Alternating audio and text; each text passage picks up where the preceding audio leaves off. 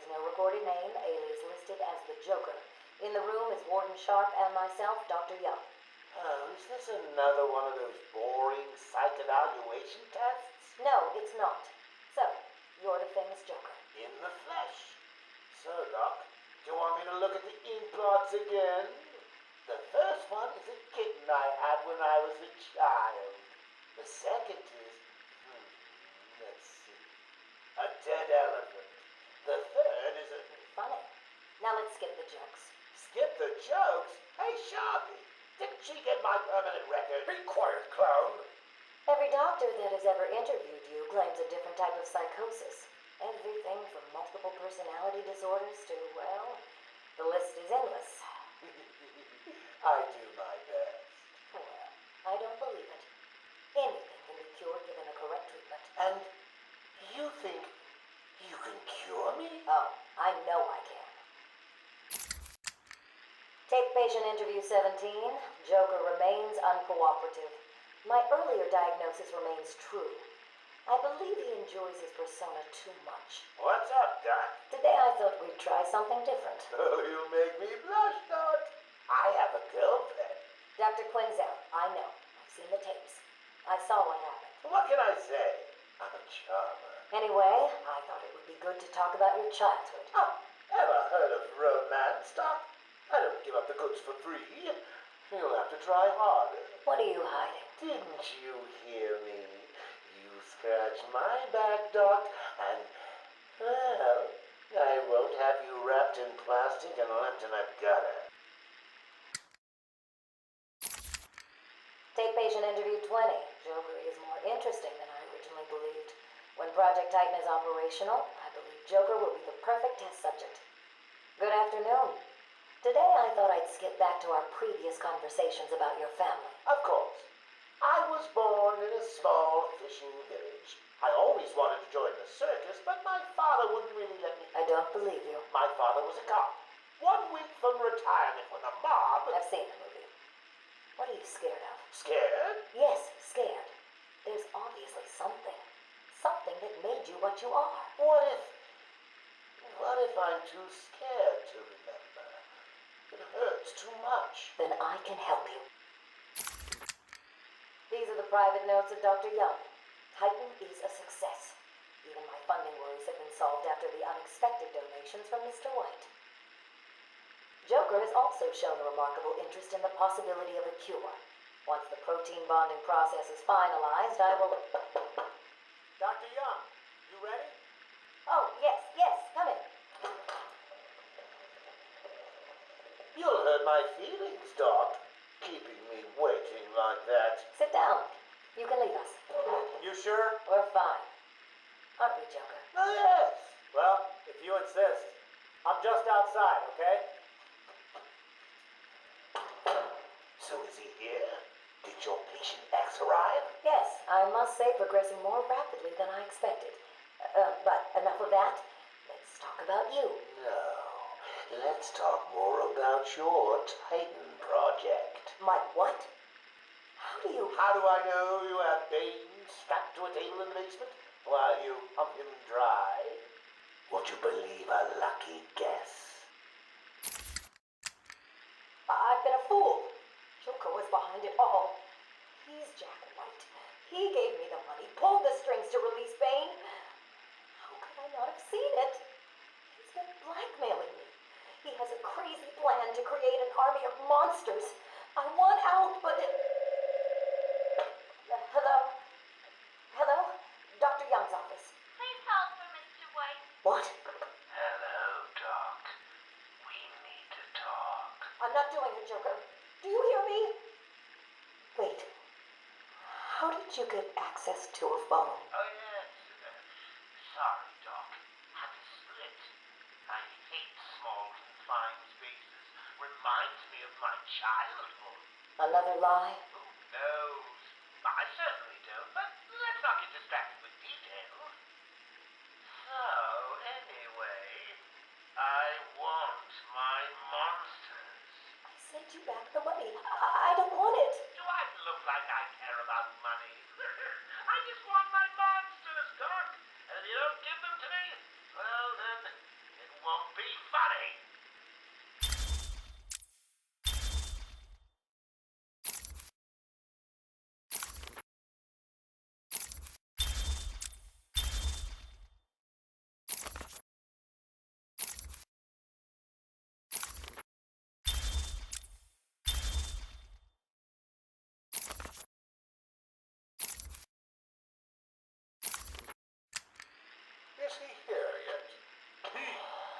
kidding me, right? That thing's not a man. My God! Hello. My name is Dr. Gretchen Whistler. Do you understand me? Yeah, I hear you, bitch. So when's dinner? I'm getting hungry. Taped patient session 2. Patient name Waylon Jones, a.k.a. Killer Croc. So, is this the part where you try and reason with me? Find out why I did it, Doc. We're here to help you, Mr. Jones. You got a cure for me then, Doc? Can you make me normal? Normal is a poor choice of words. No one's really normal, are they? Figured as much. So, how about this, Doc? You let me go now, and I won't eat you. You don't really eat people. It's just an urban myth. Oh, you think? Keep believing that, Doc. Sit down and shut up. You think I'm scared of you, Cash? I've got your scent. You're... And I've got yours too. Know what? It stinks. Carry on, Doc. Please don't do that again, Mr. Cash. It's not helping. I'm sorry about the comment, but what can we do if you insist on hospitalizing 3 guards? Strap on whatever you like, Doc. This thing just tickles. I'm happy to wait here. Wait for the bat. He'll be back, and I'll kill him. Then Cash. Then you. In your dream. Now get up. Now.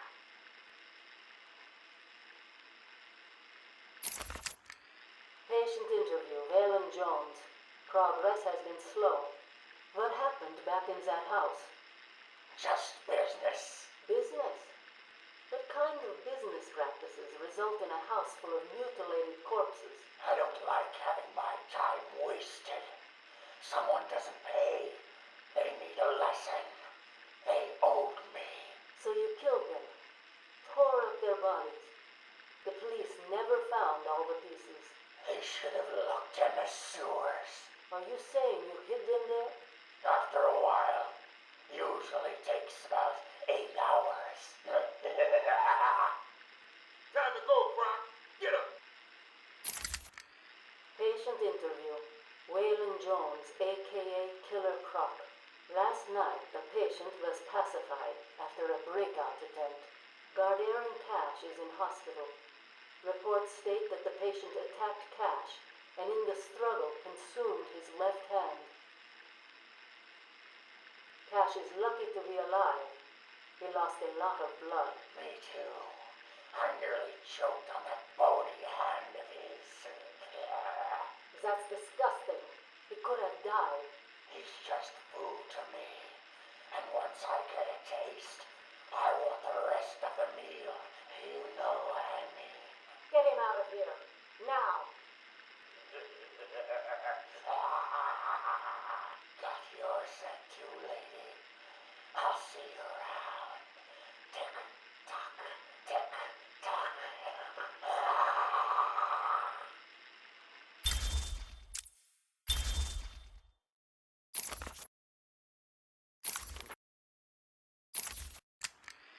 Harleen Quinzel, Call me Harley. Everyone does. I'm surprised you want to intern here at Arkham. I've always had a thing for extreme personalities. You can't deny there's an element of glamour to these super criminals. I'll warn you right now. These are hardcore psychotics. Most would rather kill you than speak to you. I'm sure I'll be fine, Doctor. They'll eat you for breakfast. I mean it. 1 or 2 of them will enjoy it too. Be careful. Patient interview number 1. So I'm your first, am I, Toots? Well, you know what they say. You never forget your first time. I'll try to make it memorable for you. Oh, you already have. Tell me, why do you do the things Why do you think I do it? Fame, notoriety, a desire to stand out from the crowd, a wicked sense of humor. You're good. How did you figure me out, Doc? I've had doctors poking around in here for years, and no one was as astute, and if you don't mind my saying, beautiful as you. Really? You're just playing with me. Well, you'll never know, will you? Unless... Unless what? Tell me. Care to tell me how these got in my office? Simple, really. I put them there. Why? You don't like flowers? I think the guards would be interested to know you've been out of your cell. Oh, if you really were going to tell, you already would have. How do you know I haven't already? You know, sweet, I like you. I really do. Even your name. Rework it a bit and we get... Harley Quinn, like the clown. I know, I've heard it before. It's a name that puts a smile on my face. It makes me think there's someone here I can relate to. Someone who might like to hear my secrets. Really? Go on. Not here, my dear. Too many ears and eyes. Come back tonight. I'll be ready for you. He's crazy, you know. Who? Batman? No, Santa Claus. Of course, Batman. Always Batman. I've seen it in his eyes. Screaming mad stalkers. And dishonest. Hiding his face behind a fright mask. Well, no masks for me. I have nothing to hide. I laugh at the cruel absurdity of the world. But Batman, he's got them all fooled. He's made them think he can make a difference, that he can actually make things better.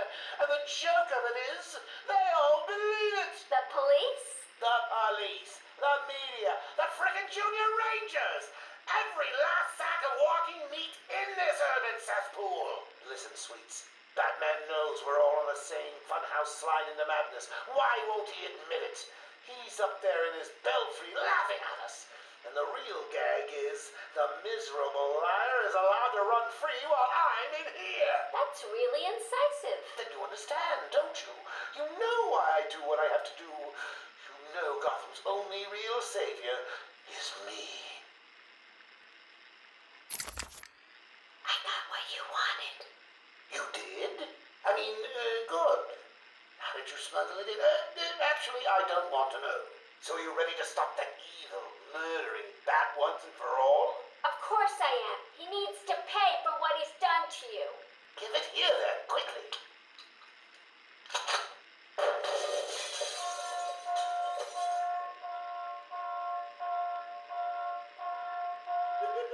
Come on, Doc. We've got ourselves a bat to kill. Doc's outputting. Say hello to your new and improved Harley Quinn.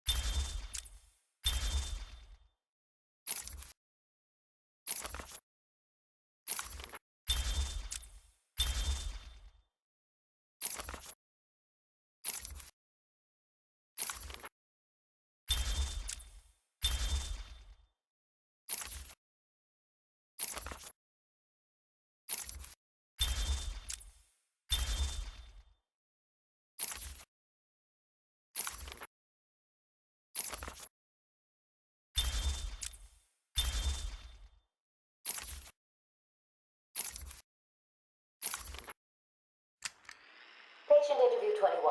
Patient's name is Edward Nigma, also known as the Riddler.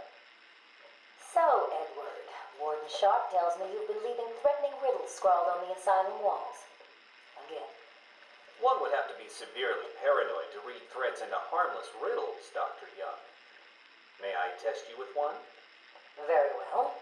What is it that walks on 4 legs, then 2 legs, and finally 3 legs? A human being. As a baby, it crawls on 4 legs. As an adult, it walks on 2. And in later years, it uses a cane. Good try. But the answer to all 3 is a baby. True, it crawls on all 4s, but cut off its legs and it can only wiggle on 2 limbs. Give it a crutch, it can hobble around on 3. You see? It's horrible. How can you even joke about that? Easily, Doctor. It's not my baby. Taped interview 39. Patient's name is Edward Nigma. At this point in time, I've yet to decide if Mr. Nigma is a suitable candidate for the Titan process. I'd like to talk about your childhood. Miserable. Next. By all accounts, that is where your fascination with riddles began. I believe discussing those years could explain your compulsive behavior. Very well. My father hated me. Always called me a moron. I see. I was determined to prove him wrong, so I entered a contest in school. A $20 prize to the kid who could figure out an almost impossible logic problem. I won, of course. And that pleased your father? Hardly. He was convinced I had cheated. He kept yelling, "You must have cheated! Admit it, you moron! You cheated!" I swore I didn't, and he hit me for lying. I'm sorry to hear that, Edward. Don't be. He was right. Patient interview 44. This is yet another interview with Edward Nigma. I have yet to make up my mind whether he's a genius or just deluded. Whichever one he is, just being in his company is both irritating and exhausting. Hello, Miss Young. You look tired. Anything you need my help with? No, thank you, Edward. I am here to help you. We all are. Forgive my arrogance, Doctor, but if you think I need your help, well, you're in the right place. Let's look at it a different way. Throughout your career, you have specialized in bizarre traps and convoluted clues that more often than not result in the death of the unfortunate participants. And if the citizens of Gotham were smarter, my games would be merely an amusing diversion. Instead of death traps. You really should be thanking me. Weeding out the ignorant, the stupid, the useless. But don't worry, I'm sure you would survive. What a lovely photo on your desk, Doctor. Your family? Mother, perhaps. Put that down. Get out. Go on. Let's discuss your obsession with Batman. Hardly an obsession, Miss Young. I simply feel an obligation to expose him. You know who he is? More important, I know what he is. What do you mean? It's obvious. The mask, the weapons, the scare tactics. He's a criminal. No different than Joker, Two-Face, or myself. Most people consider him a hero. Most people are idiots. They can't see Batman for the villain he is. Riddle me this. How did he get his car and his gadgets? I don't... With money stolen from the criminals he defeats. Why does Gordon turn a blind eye to his antics? Batman bribes him. The answers are right in front of your stupid, gawking face. Edward, please, calm down. Wake up, Gotham! No sane, law-abiding man does those things. No one's that selfless. Batman is as vile as they come. Security! Security! This is my final interview with Edward. I have gone as far as I can. I can no longer tolerate his mood swings and tantrums. I have more important work to be getting on with. He will be transferred to Dr. Whistler's care as of next week. Good morning, Doctor. How are you today? Fine, thank you, Edward. You're in a good mood. I'm always in rare spirits when I'm about to be released. Edward, you know you don't come up for parole for another 3 years. First thing I'll do is have dinner at that Italian place on 19th Street. Seriously, Edward. I only hope Joker hasn't completely trashed the city. Oh well, I'm sure I'll find out soon enough. Wait. Have you been in contact with the Joker? He escaped Arkham weeks ago. And yet, one hears things. What things? What have you heard? Oh, something about a surprise party for Batman. I forget the rest. You know Joker. Yak, yak, yak. Edward, if you know anything, you have got to tell me. Lives could be at stake. What did Joker say? You forget, Doctor. I'm the one who asks the riddles.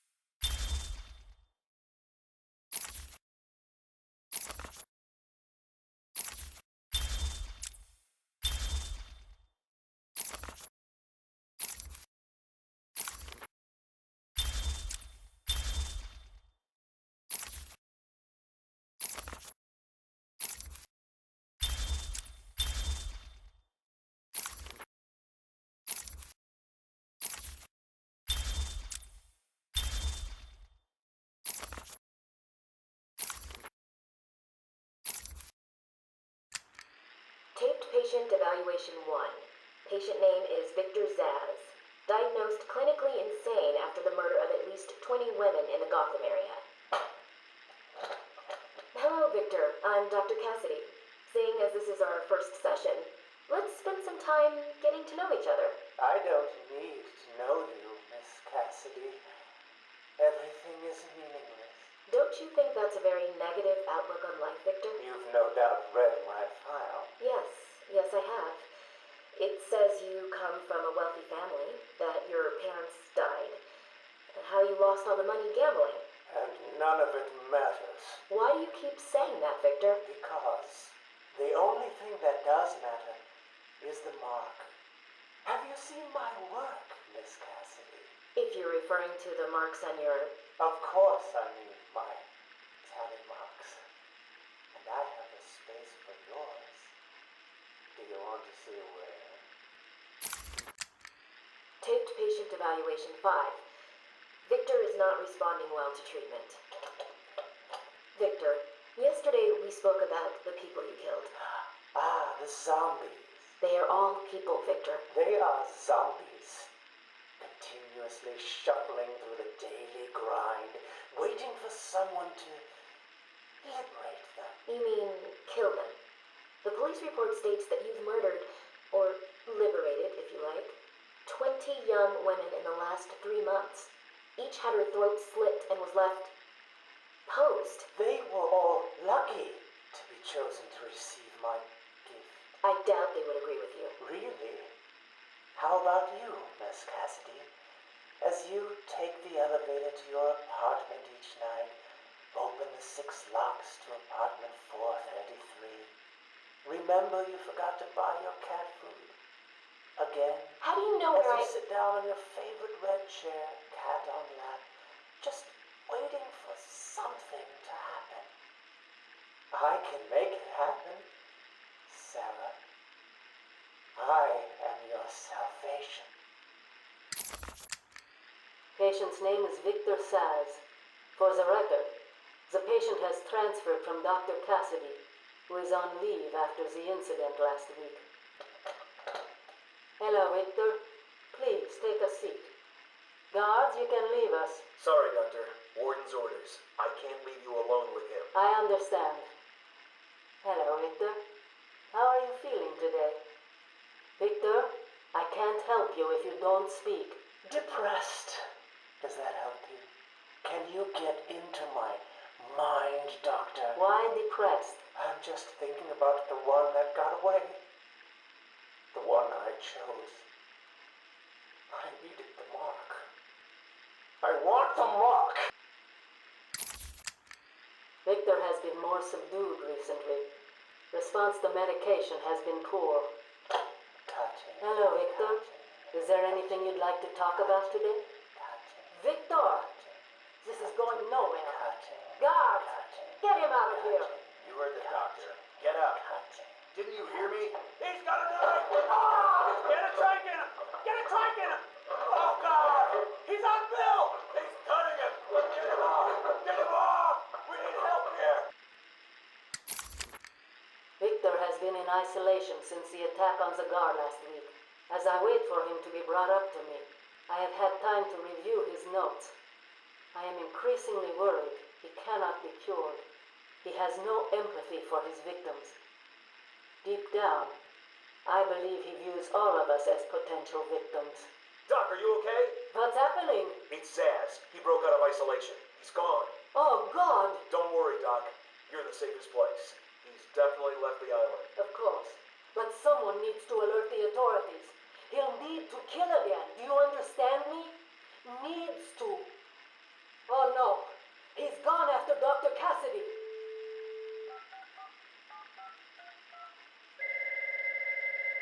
Hello? Sarah, it's Gretchen. Listen to me. Hold on. There's someone at the door. Sarah, do not answer the door. Can you hear me? Do not answer the door. It says he's free.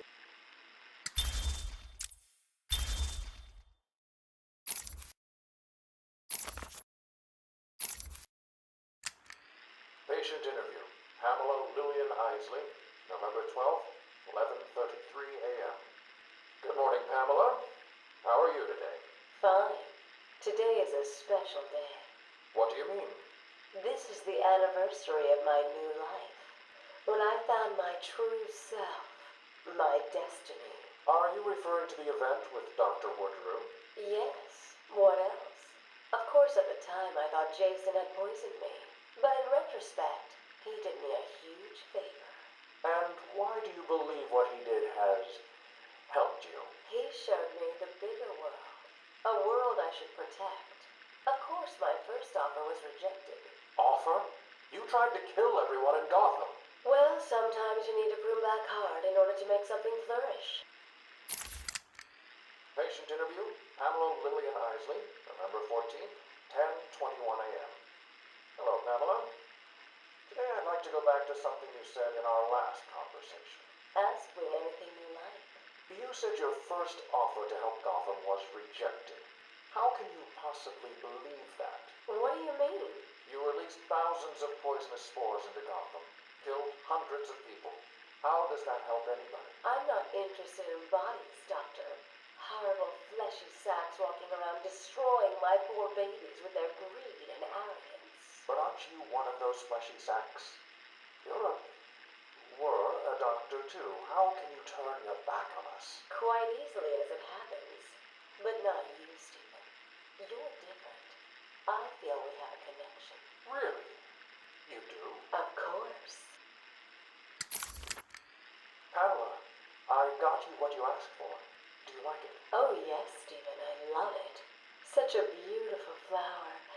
Do you mind if I keep it? Oh, no, Pamela. I can't leave it. It's against all the rules. I'll just bring it and show it to you when I visit. But it's me, Stephen. I get so lonely on my own. You wouldn't want me to be lonely, would you? No, of course not. Keep it. Just don't let anyone see. Really. No one. You can trust me, Stephen. Thank you. Now give me a kiss. I can't. People will see. No one's watching. What's wrong with you? Don't you love me? Call me Ivy. Of course I love you. Where is Dr. Kellerman? How should I know, Warden? It does seem careless of you to have lost him. I have no time for your games, Miss Isley. Tell me where you have him. We have security footage of you and him leaving your cell last night. So, Do I need to spell it out? We know you hypnotized him, or whatever it is you do. We know he took you somewhere, but conveniently, security cameras across the island were mysteriously covered by leaves and flowers at 3 a.m. Now tell me what he is. I'm not saying a word unless you do exactly what I tell you to do. We found him, no thanks to you. The poor man could have died. So, He has a wife, a child. as do the plants he travels underfoot. The spores he breathes in and destroys have children. Why does he deserve anything more than them? You people ignore what is happening in front of your eyes. I refuse to put the welfare of plants before the welfare of people. And that is why you will lose. There's more happening than you know, Warden. It's all connected.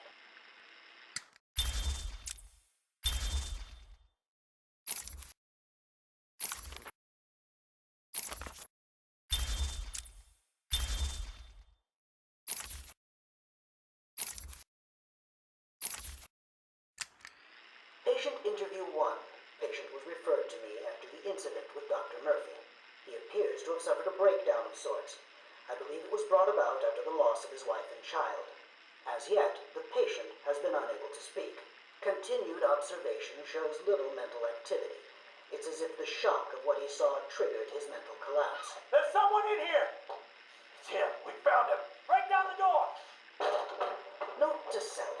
As ever, it is difficult to continue my research under such conditions. Step away from Dr. Combs!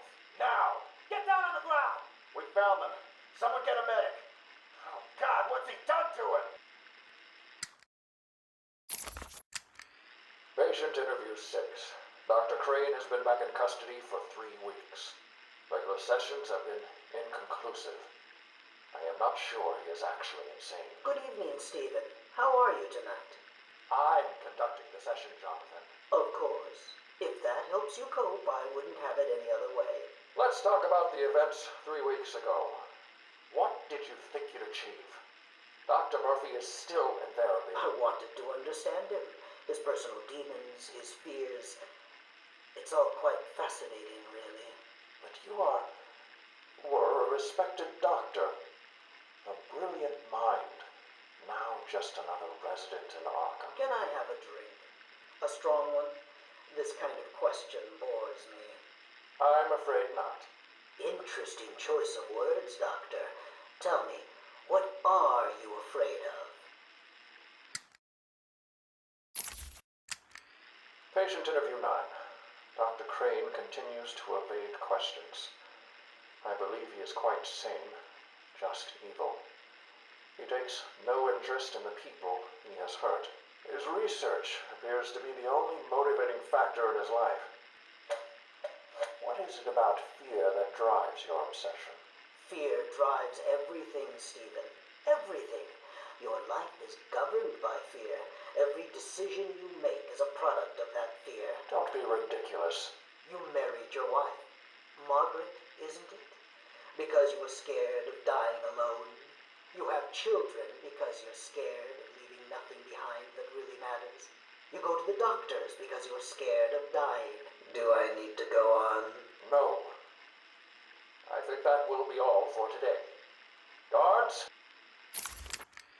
Today I have another interview with Crane. I cannot say I am looking forward to it. I've been feeling anxious. I don't like to admit it, but I think he's getting to me. How are you today? I keep telling you, this is my session. It was your session, Doctor, but not anymore. Are you okay, Doc? I think... Yes, Oh, he's fine. Just questioning his grip on reality. You should be doing the same any second. Mom? Is that you? Wait, what are you doing? Get off of me. Help! I need help here! I can't breathe! Like I said, you're all part of my experiment now. Asylum interview 1. My experiment is underway. Working alone, I have created my ultimate fear gas. Its potency, a revelation. They're all over me! Please, Daddy. Don't do it! Give away. I have pumped enough gas into the medical center to break 100 minds. It should only be a matter of time before... What? Give it up. Now! How are you still standing? How come it's not affecting you? Who says it's not? I knew it. What was it like? What have you seen? Officer Cash, get this formula to the air conditioning system now. You failed, with Dr. Kellogg in creating an antidote to the toxins in your cologne. He fooled you, Crane. How does that make you feel? Threatened? Humiliated? Scared?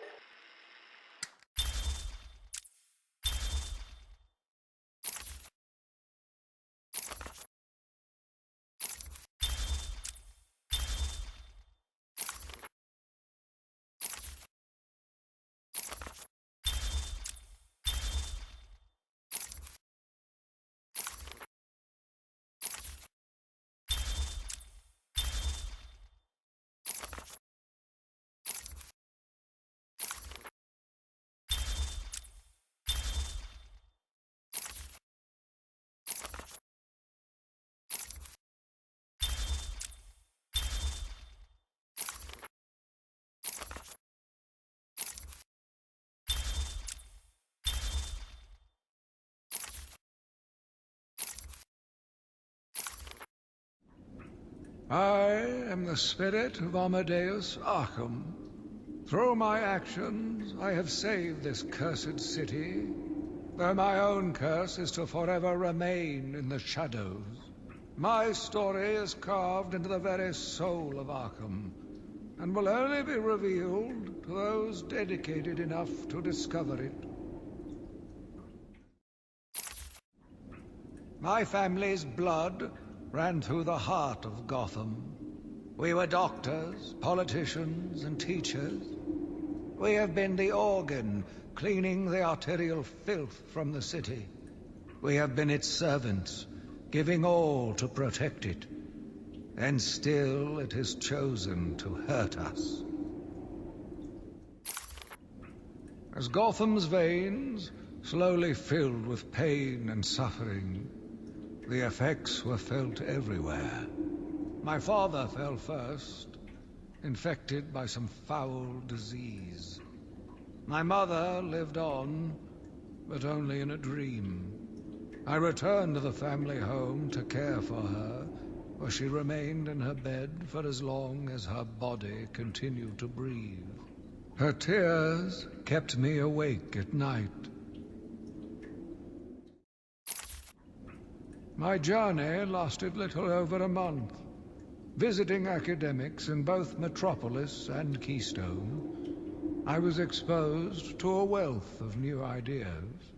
I began my day returning home in good spirits, eager to see my wife and family. I ended it kneeling in their blood, broken fragments of my life, pouring through dripping red fingers. I returned to my work, but I could not shake the pictures from my mind. I should have been repulsed, but I was more eager than ever to find an explanation for why someone would do this. They brought the animal before me, shameless and barking like a mad dog.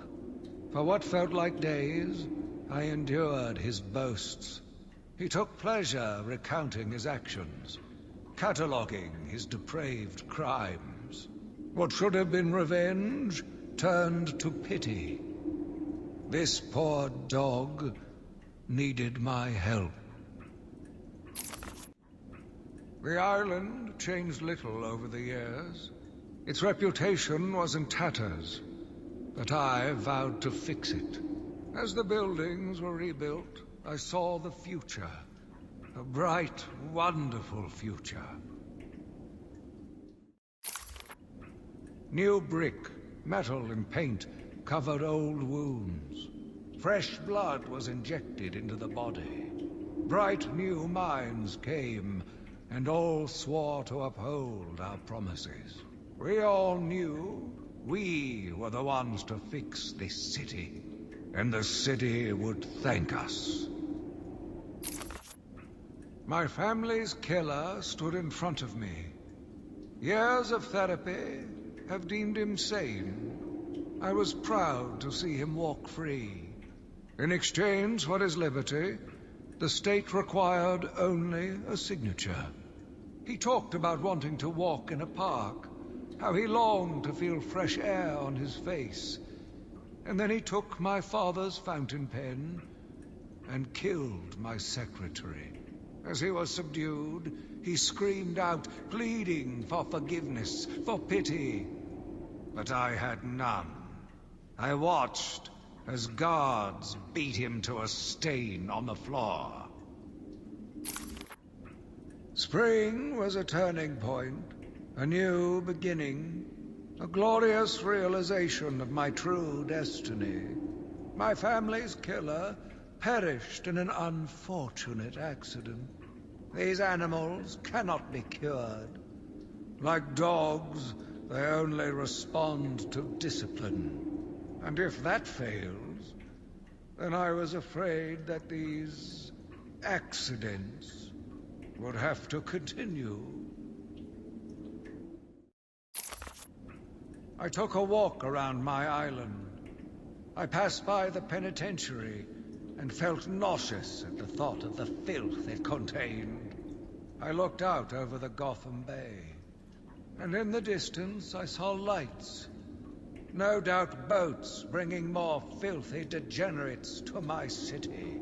I swore again to protect her from this darkness.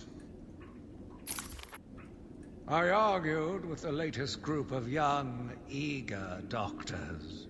They bored me with theories and ideas, proving that they had no theories on how to cure these animals.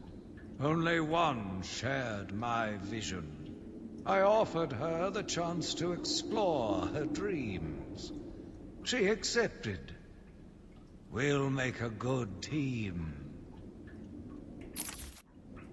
The Gotham police dragged a new patient to the island. They said he was responsible for the disappearance of hundreds of the city's vagrants.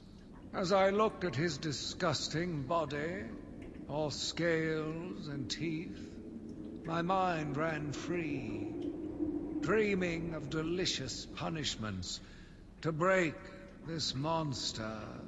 Doctors gathered around, poking it, examining, but only I knew what would cure him, once and for all. The beast was too strong. His animal savagery nearly cost me my life. I took my frustrations out on a lone patient. His case notes suggested he was a paranoid schizophrenic. His pleas, as I beat him to death, suggested much more. His confessions were illuminating. My path was clear. Every day I found the patients more distracting. Their insane mutterings and constant twitching disgusted me. There was only one way to cure this evil. Only one way to purify the city and ensure its future. I needed to prepare myself. I needed to be ready. I had a sudden pang of conscience. I sought counsel from my priest on the choices I had made. I asked him if it was a sin to kill in order to save a life. The holy man said all life was sacred, but a judgment would not be upon my soul if I acted to save another. I left the confessional with my soul uplifted, convinced more than ever I am doing a service not only to mankind, but to God as well. I watched in silence as he brought in the woman. Her skin now a venomous green. The wanton creature no longer looked like a human being, much less a woman. The Bible says, "Suffer not a witch to live." Yet he has once again delivered this female atrocity to our care. Once I have dealt with the monster, I think it will be time to see if green wood does, in fact, burn. Sitting in the darkness outside of his cell, I watched the crazed twitching, listened to the disgusting words that came from his mouth. How can I let a dirty animal like this live? He is the cancer I have sworn to protect the city from. Curse me for a fool! How could I not see it until now? The monster had a confederate. I hid in the darkness near his cell, and saw with my own eyes one of the doctors whispering to him. She looked at him through the transparent barrier with tenderness, with, dare I say, desire. My skin crawled with revulsion as she kissed the glass. Fighting the urge to dash the woman's head through the glass, I let her continue. The damnable clown might have shared secrets with her that would be useful once the mad dog has been executed. I'm sure the woman will reveal what she knows to me. If not willingly, then certainly under electronic persuasion. After that, a lobotomy, I think. Unfortunate for one so young. But her lust has put the reputation of Arkham at stake. Yes, a lobotomy. The very thing. There is no other way to ensure her silence in this regrettable matter. Yet again, I found myself watching him. No one can provide a cure. He laughs in the face of those who try. Amadeus would not have let him live. And neither should I. One last sip of cognac, and I was ready. He watched as I entered the cell. He smiled as I showed him the knife. I told him how I will use it, how I will cleanse this city. And then, terror. I was paralyzed. I struggled. I screamed, but I was silent. The monster looked at me, expressionless. He ran my blade slowly across my forehead. A smile cracked across his horrible porcelain face, and I heard the filth fall from his mouth. He laughed and called me that horrible name. It must have been Crane, another one who doesn't deserve to live. Why do these people thrive on chaos? Joker, in particular, desired anarchy, and since his escape will no doubt wreak it upon my city. I feel this is the end for my diary. Joker will be recaptured. My story will be told. I am not afraid. If Arkham becomes my cell, then I will know I did my best. I will be remembered. I am the spirit of Amadeus Arkham. Even though Amadeus had long since passed, his spirit lived on, surviving, moving through the walls of his asylum. When it chose me, I felt proud. I was honored to continue his work, to cleanse this city. If you are strong-willed enough to follow my tales, you are strong-minded enough to deduce my identity. Come and find me, friend. Together, we will save Gotham. My name is Quincy Sharp, the spirit of Amadeus Arkham. You have done well to decipher my story, and I pray it has helped you on your path. I trust that through my writings you will do what is right. Please, I implore you, continue my work. This city deserves a savior.